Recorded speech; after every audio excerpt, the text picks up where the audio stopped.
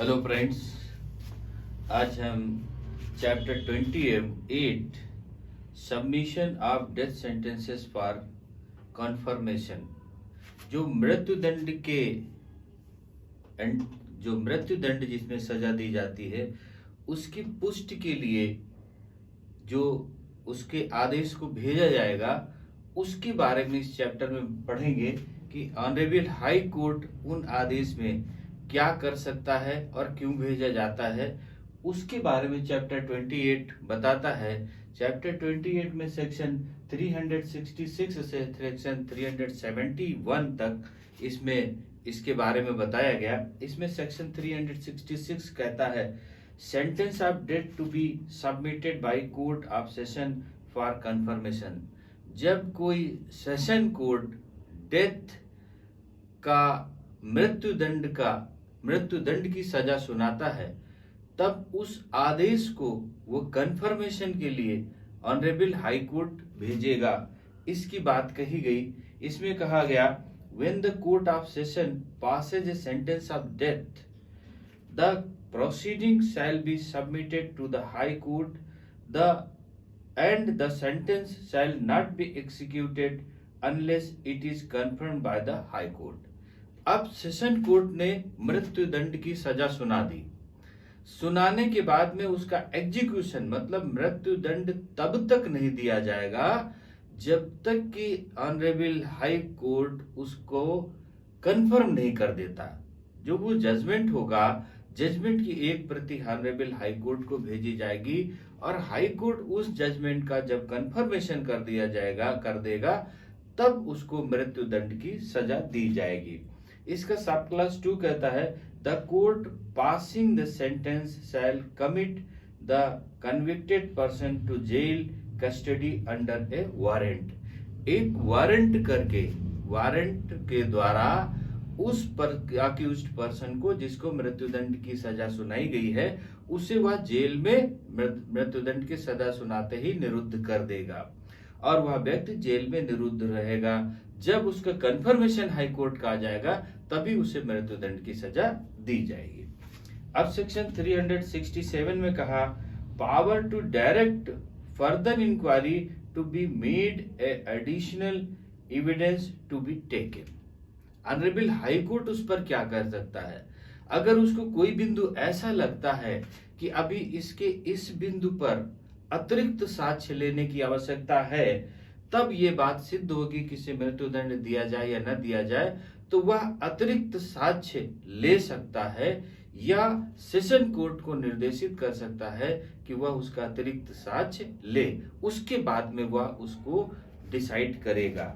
इस बात को इसमें कहा गया कि if when such proceeding are submitted the high court thinks that a further inquiry should be made into or additional evidence taken upon any point bearing upon the guilty of or innocence of the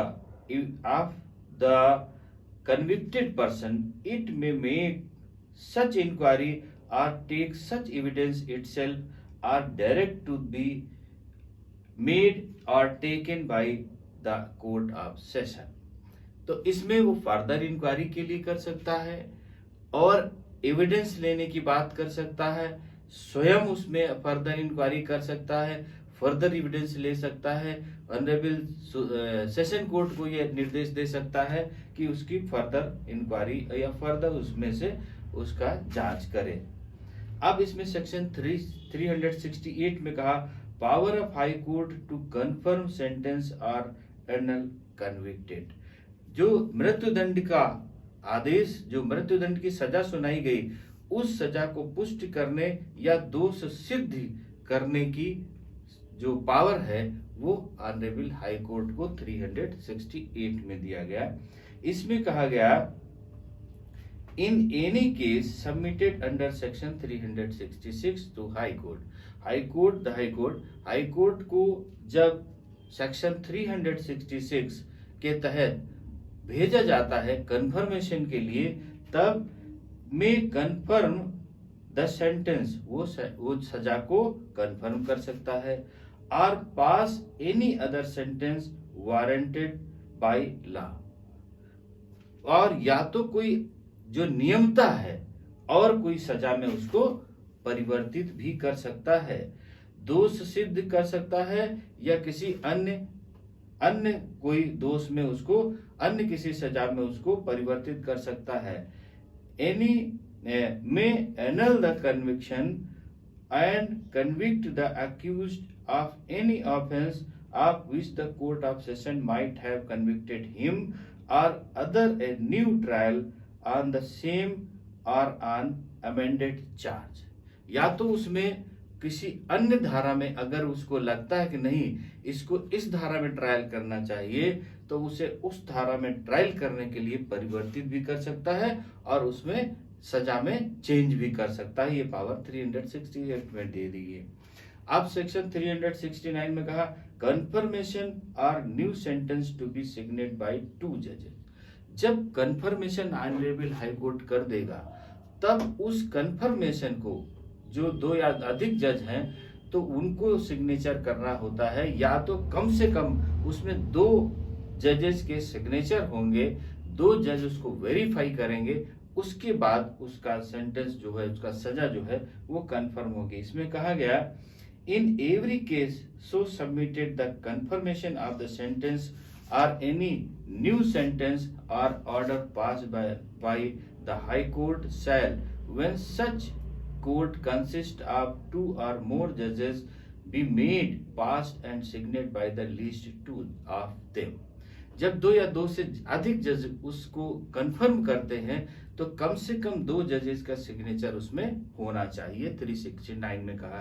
section 370 में कहा procedure in case of different of opinion when any such case is heard before a bench of judges and such judges are equally divided in opinion, the case shall be decided in the manner provided by section 392।